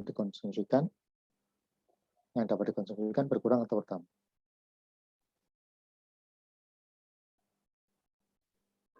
Berkurang, Pak. Berkurang. Berkurang. Nah, berkurang. Duitnya yang bisa dia konsumsikan akan berkurang. Terus yang kedua dan yang pertama, terlepas dari ini, ini yang pertama. Yang kedua itu adalah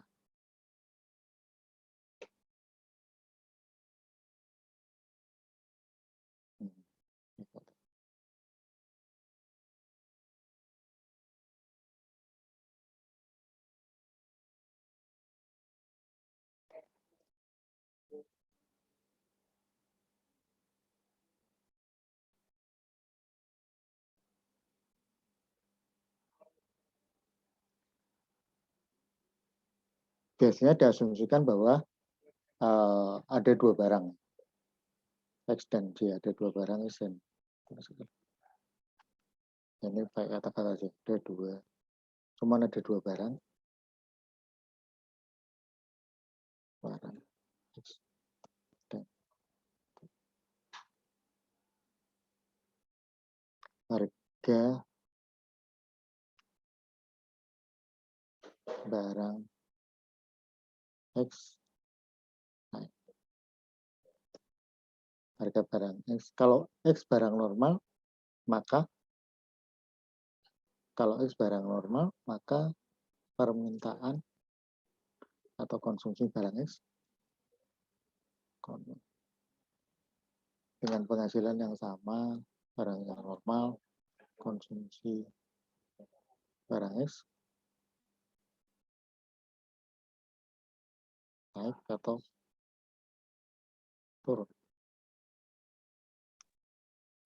Turun. Turun. Pak. Turun.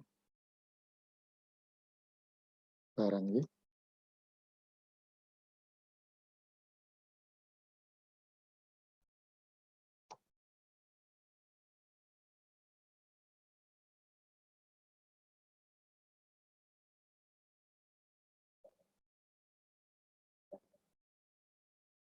Barang Y barang substitusinya ya Pak? Bisa ya, bisa tidak. Pernah ingat ini, tak kayak kuncinya aja. Pernah ingat ini enggak? Substitution effect 2 income. Masih ingat? Pernah dapat enggak? Aku lupa. Pernah, Pak. Hah? Pak. Pernah ya. Pernah dapat apa enggak? Aku lupa soalnya. Pernah, Pak. Pernah ya. Substitution effect dan income effect. Substitution effect, efek substitusi. Tadi, kalau barang Y substitusi, kira-kira permintaan Y-nya kan naik atau turun? Naik, Pak. Naik kan ya. Kalau income effect, berarti ada suatu barang yang naik. Kira-kira itu harga barang naik gitu ya. Itu ketika penghasilannya sama. Apa namanya? Itu kayak income, ketika ada suatu barang naik, punya penghasilan sama, maka itu kayak penghasilannya turun gitu kan ya. Sorry. Ya misalkan penghasilannya contohnya biar nggak 1.000 toh. Tadinya bisa beli harga barang X-nya biar ini. Terus ya. 20 harga X ya. Nah, ulang harga X 10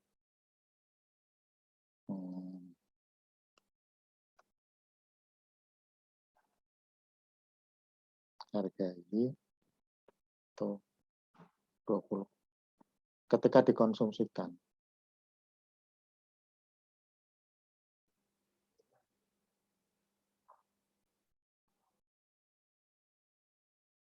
Ketika 1000 ini dikonsumsikan dapat berapa? 1000 dikonsumsi maksimal dapat untuk X dapat berapa? Dapat 100 kan ya? 100 X, Y-nya 100 X. Ini bukan kira-kira untuk 100 dan Y-nya tidak sama sekali untuk konsumsi maksimal Y 0. Ini 0. Terus kemudian untuk ini dikonsumsikan maksimal akan dapat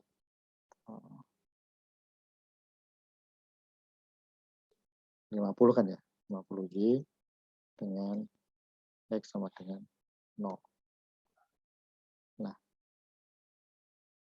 sekarang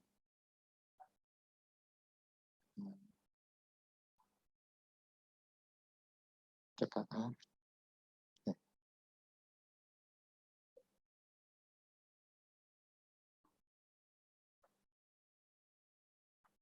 orang itu. Sekarang harga mau X ya, X-nya naik. Harga X naik jadi yang gampang 20 berapa? 40 dan kita gitu.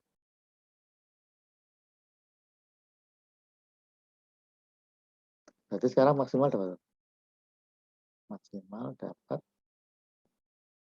25 ya. 25X 25 dan 50. Aku ini ya.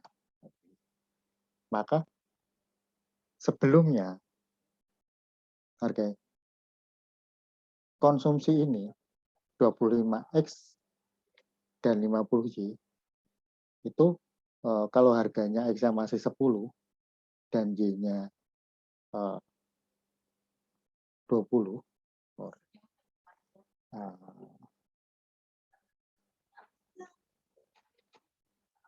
ini ketika masih 10 itu didapat dengan maksimal konsumsi 25X dengan harga sebelumnya itu kira-kira butuh berapa? 250 kan? 250.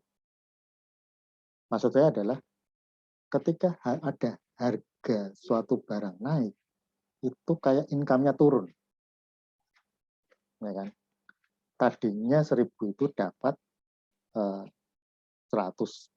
Ketika harganya naik dari menjadi 4 kalinya atau 4 kalinya, itu dia bisa konsumsinya turun jadi cuma 250. Itu sama dengan ketika harganya masih 10, dia cuma ngeluarin duit atau dia cuma punya penghasilan sekitar 250 atau 25, 250. Itu kayak income-nya turun. Maka ini ada income turun, income effect. Seperti income itu turun. Ketika income turun, maka permintaannya kenapa? Turun. Dampaknya terhadap Y, maka tergantung mana yang lebih besar. Substitution effect atau income effect-nya. Dampaknya terhadap Y akan tergantung substitution effect atau income effect. Nah, kira-kira gitu. Udah sampai di sini dulu. Ini untuk itu. Maka ini sama. dampaknya terhadap orang bekerja itu tergantung substitution effect sama income effect-nya, mana yang lebih besar. Kira-kira kayak gitu. Nggak usah dipikirin gimana ya. Hasilnya ini untuk yang ini. Gantung substitution effect dan income effect-nya. Hasilnya kan ketika dikenakan ke pajak terhadap apa namanya? Terhadap pajak untuk orang bekerja tadi, maka tergantung income effect atau substitution effect yang lebih besar. Ya, aku lupa, tapi dan tadinya kan di sini. Tadinya di titik A. Tadinya di titik A.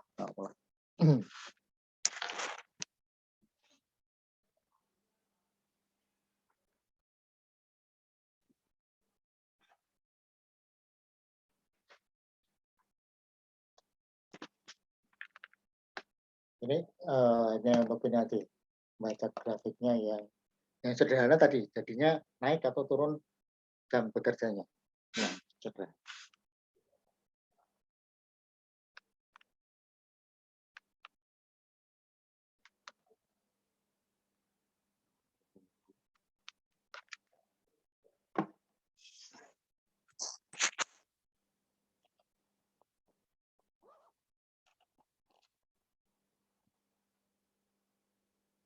Tadinya kan di sini ya.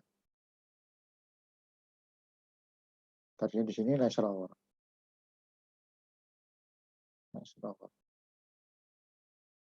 Jam nyantai gitu ya. Bekerja di ini 2000. Bekerja tadi di berapa nih? 1100 gitu. 1100 untuk ke nomornya 1100. Tadinya di sini di titik A gitu. Terus dengan pajak substitution effect dia itu kan ini ya, ini konsumsi untuk kerja ini dengan nganggur. Ketika substitution effect-nya lebih gede, dia discourage untuk bekerjanya lebih gede gitu kan. Jadi dia milih nganggur lebih banyak. Dia akan mengurangi jam kerja di sini. Ya nggak usah kenapa jadi kayak gini, nggak usah dipikir. Tapi ini aja. Dia jadi menganggur, jadi cuman menghabiskan 800 untuk ketika substitution effect-nya karena ini nganggur sama kerja, konsumsi, dapat kerja dapat duit untuk konsumsi, kira-kira kayak gitu. Nah, sama dengan ini, ketika income effect-nya lebih besar, dia pengen konsumsi lebih, gitu. Konsumsi sama dengan sebelumnya, maka dia akan bekerja lebih. Ketika dikena ada pajak terhadap penghasilan, dia akan milih untuk tadinya 1.100, jadi 1.400. Apakah seluruh orangnya kayak gimana ya? Nggak ngerti. Tapi ada bagian yang mungkin kayak gini, bagian mungkin ada kayak gini. Ketika di level masyarakat yang lebih sempit gitu ya, di komunitas tertentu, kalau ada kayak gini kan lumayan. Gitu.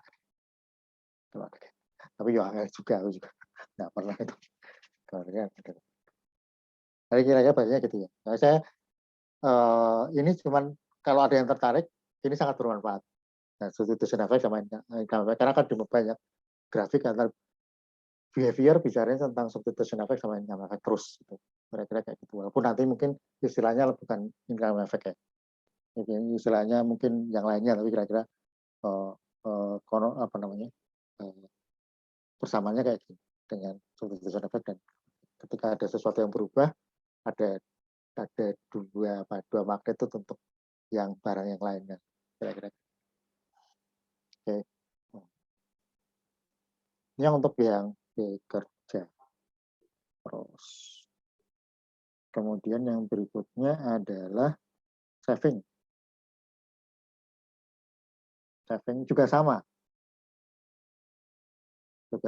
Dikenakan pada tabungan pajak. Pajak dikenakan pada, ada yang tabungnya tambah banyak, ada yang tabungnya tambah. dan itu akan berpengaruh terhadap sorry,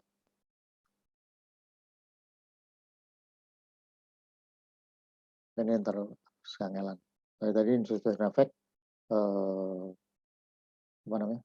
Ada dua juga, institutional effect sama income effect lah, kira-kira kayak gitu. Saving dua nambah atau turun, tabungan jadi tambah atau turun. Nah, tabungan ini biasanya S itu kan, ini sangat related dengan investasi yang di beberapa negara, sangat related dengan investasi yang di beberapa negara. Itu faktor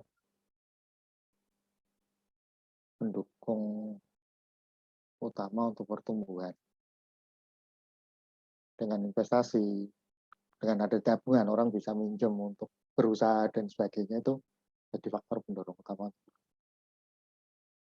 Jadi ketika ada saving, terus kemudian savingnya turun, yang bisa digunakan untuk investasi turun, tidak ada dari foreign direct mungkin ya gitu kan, kayak gitu, jadi akan berpengaruh terhadap mungkin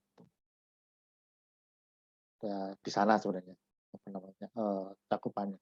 Jadi kira-kira yang kita pelajari dampaknya adalah ketika ada pajak untuk tabungan, dampaknya ya dua tadi, model-modelnya asal susah. Dampaknya pada kemungkinan tabungannya berkurang karena orang jadi malas nabung, ada pajaknya. Ada kemungkinan juga bahwa tabungannya bertambah untuk mencapai apa return tertentu dari tabungan, jumlahnya tertentu dari terjadi kayak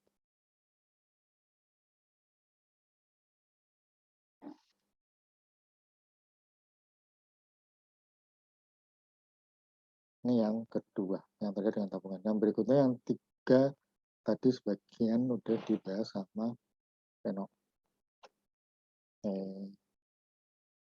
Tax on capital gain dan transportation property taxation tadi ya, kita sudah ada mungkin yang property taxation di ke Indonesia tuh warisan subjek pajak apa bebas lah, kira-kira kayak gitu ya. Tapi seingat saya mungkin warisan ketika sebelum dibagi atau ketika setelah dibagi dia baru dikenakan pajak gitu kan. Saya lupa, mungkin sebelum atau setelah dibagi pokoknya dikenakan pajak, kira-kira kayak gitu. Dan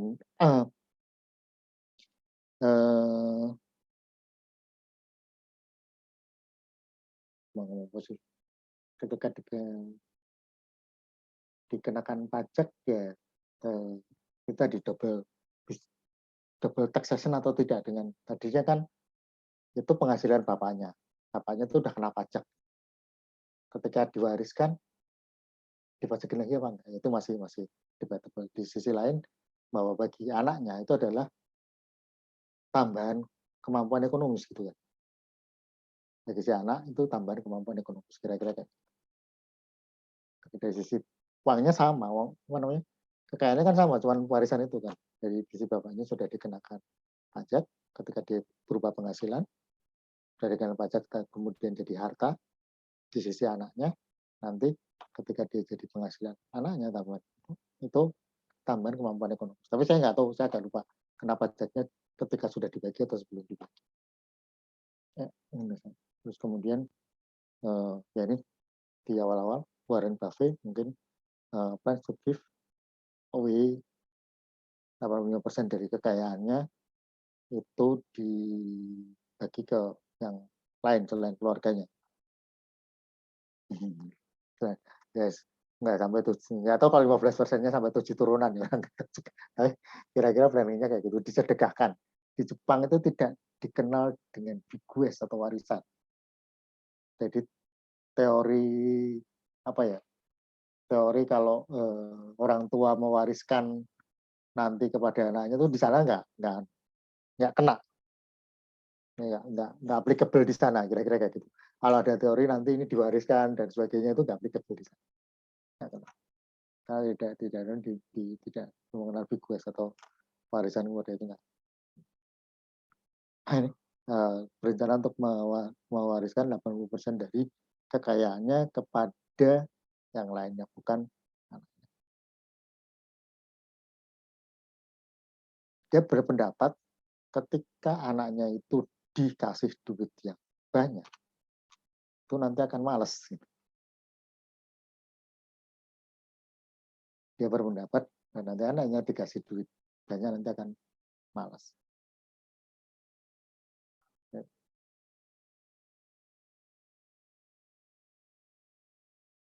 Estate tax reserve American itu ketika nanti dikenakan pajak mungkin akan cenderung orang untuk tidak mewariskan,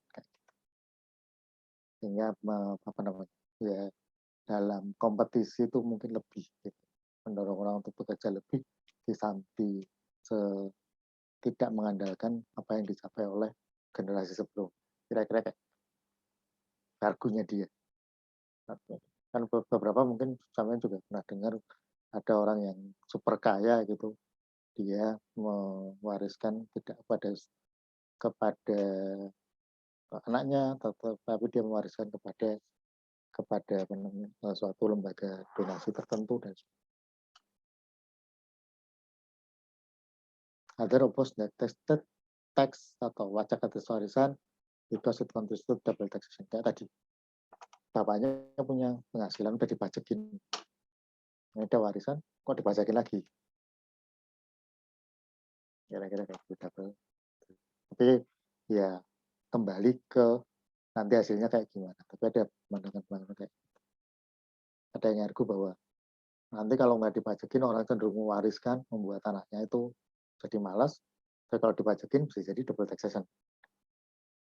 Yang mana yang lebih kuat yang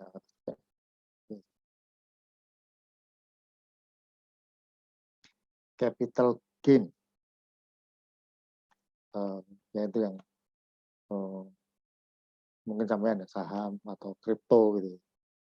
Kripto ada yang kayaknya pernah ada yang mungkin pas manajemen keuangan diajar Pak Sony, pokoknya di sini pakar bukan investor kripto ternama di stan, Pak Sony. Dia ngocok-ngocokin yang lainnya jadi investor kripto, dia pokoknya ngocok-ngocokin teman-temannya jadi investor, ya, juga jadi pembina klub investasi ya, kalau nggak salah di kampus. Nah ini capital gain, selisih harga gitu, selisih harga dengan ya harga jual dengan harga beli. Mau dipajakin kapan? Kan gini, ini kira-kira gini. 31 Desember. Dia beli di sini. Oktober. Terus 31 Desember ini berdiri 1.000 murah-murahan. Karena harganya jadi 2.500. Tapi belum dijual. Nanti dijualnya di sini mungkin pas harganya besok 2.200 atau 3.000 atau 1,5, 1.500. Ini majeginnya di mana? Pada saat realisasi di sini atau mau di sini? Taxation on floor.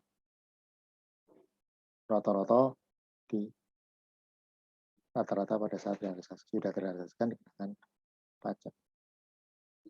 Tapi bagian dari konting sampai kalau konting dapatnya apa? Pengantar ya.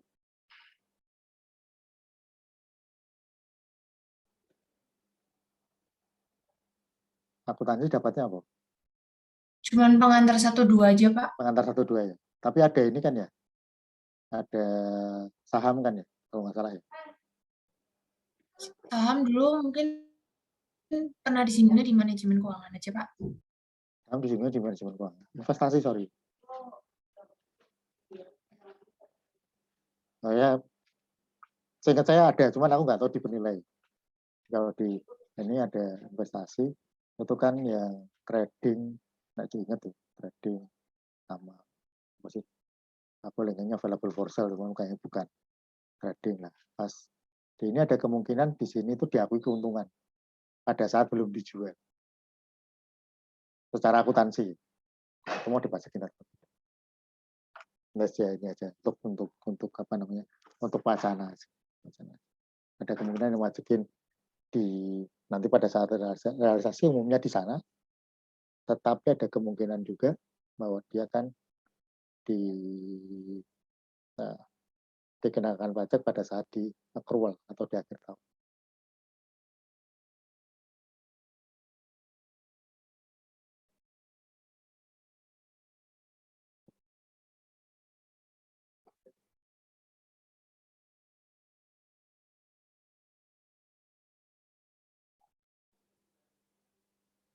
Nah, ini ada tujuannya juga.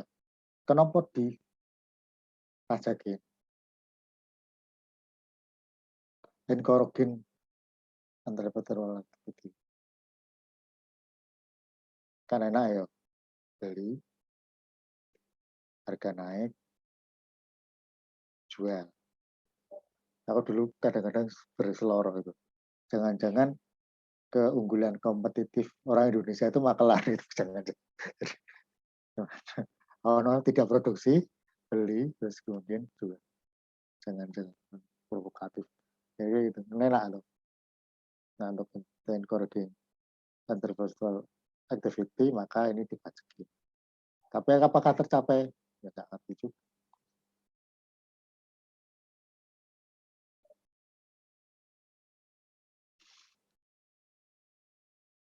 Nah, tadi sudah dibahas terkait dengan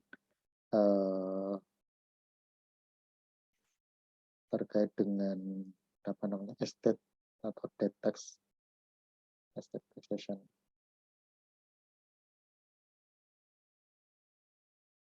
Property tax, kemudian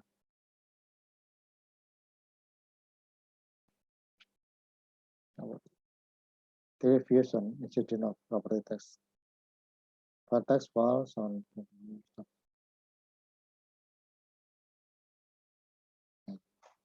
property tax untuk yang untuk sama user nanti ya tergantung elastisitasnya sama. Maka beban mana yang lebih banyak akan tergantung dari elastisitasnya.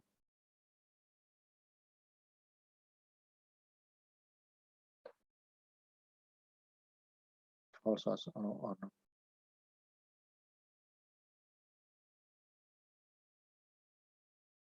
Nah, benefit of tax. Maka biasanya yang kemarin ya PBB di Indonesia di desentralisasi 2011 kan. Betul, 2011 lah kira-kira, saya agak lupa, kayaknya bisa sebelumnya, tapi implementasinya sekitar 2011 dan nggak tahu apakah sudah semuanya well implemented karena udah 10 tahun. Dulu di JP, sekarang di Pemda P2, apakah sudah well implemented di semuanya? Nah, aku belum nyari deh. Rasa-rasanya belum, cuman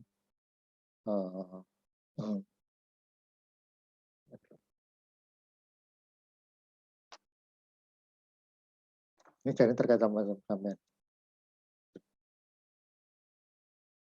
Two important decisions giving on property tax resident homes or business.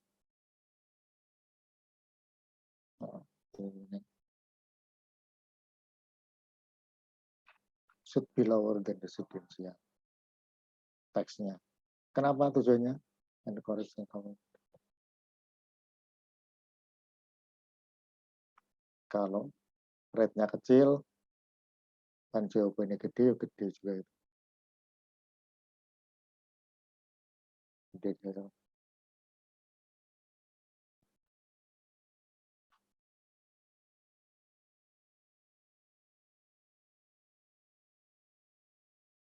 Nah, praktis ini PBB.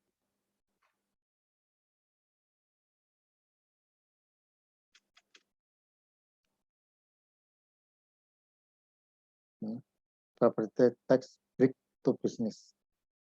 Property tax break for business, Cincinnati give to a company to give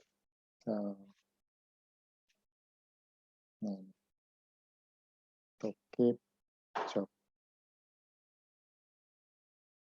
Dikurangi lah.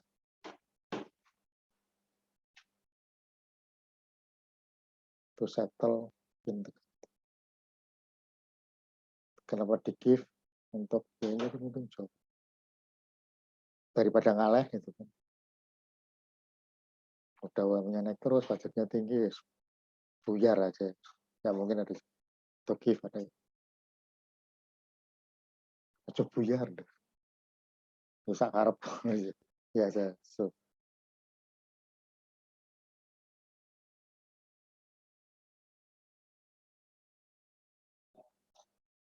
To build profit tower yang mendatang mungkin begini.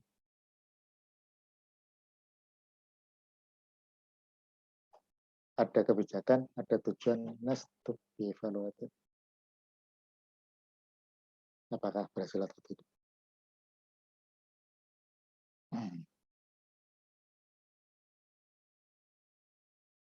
Kayaknya itu mungkin ada yang ingin ditanyakan atau sharing.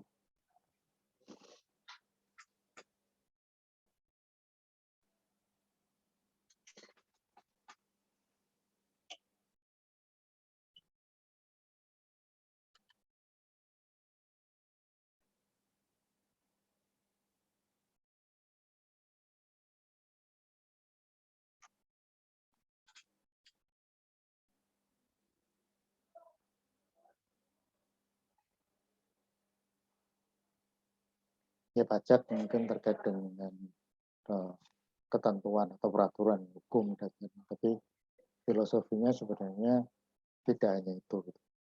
Filosofinya sebenarnya tidak itu, ada beberapa mungkin policy atau kebijakan yang mungkin dalam tanda kutip sama atau bertentangan dengan teorinya, karena teori itu pada kebijakan yang mungkin make sense to be untuk implemented atau ya masuk akal untuk diimplementasikan sehingga diambil, dan kejadiannya atau hasilnya kayak gimana ya hasilnya kayak gimana dievaluasi nanti kan wajib itu pajak hukum dari kemudian ngitungnya dari mana, accounting terus kemudian mungkin nanti juga terkait dengan bisnis, penilaian dan sebagainya, properti juga penilaian juga kan dari nilainya berapa, dasarnya dari itu, metodenya itu, pengenaannya, cara menghitungnya kayak gitu, pakai penilaian, pakai accounting, terus kemudian dasarnya dari peraturan dan sebagainya. Tapi ada satu lagi yang perlu dipertimbangkan, yaitu filosofinya atau dasar kenapa pajak itu dikenakan, kenapa tidak, kira-kira itu yang perlu dipertimbangkan juga, dan itu ya layak untuk dievaluasi. Sorry kalau bahasanya mungkin terlalu kira-kira gitu. Kalau untuk yang tadi yang grafik, intinya adalah saya ingin menunjukkan ada kalau substitution effect dan income effect, terus kemudian hasilnya ketika ada suatu pajak dari misalkan untuk pajak penghasilan untuk yang dari pekerjaan gitu ya, efeknya bisa jadi dua. Efeknya ya rata-rata di ekonomi mungkin ya itu bertambah, berkurang atau tetap. Bertambah, berkurang atau tetap ya tergantung. Bertambah, berkurang atau tetap tergantung dan apa namanya, next to be. Biasanya ini lagi dievaluasi gitu. Enak sebenarnya enak untuk, tapi ya nggak mudah juga. Tidak mudah juga untuk melakukan itu. Apakah evaluasi metodenya pas, kemudian datanya pas, kemudian caranya pas, itu kan juga berpengaruh terhadap hasil, dan ya tidak mudah. Ya, mau coba 29 jawaban ujian aja kadang-kadang siwer gitu kan. kata-kata. Monggo yang kalau ada.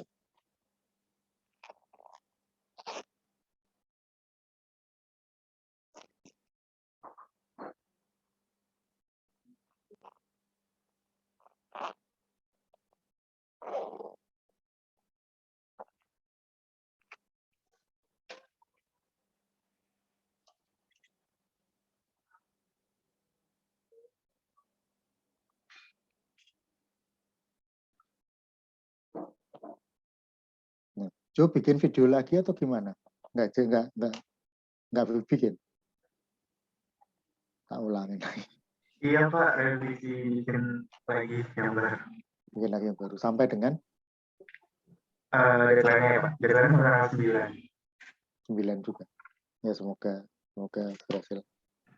Amin. Oh, suruh gawe meneh.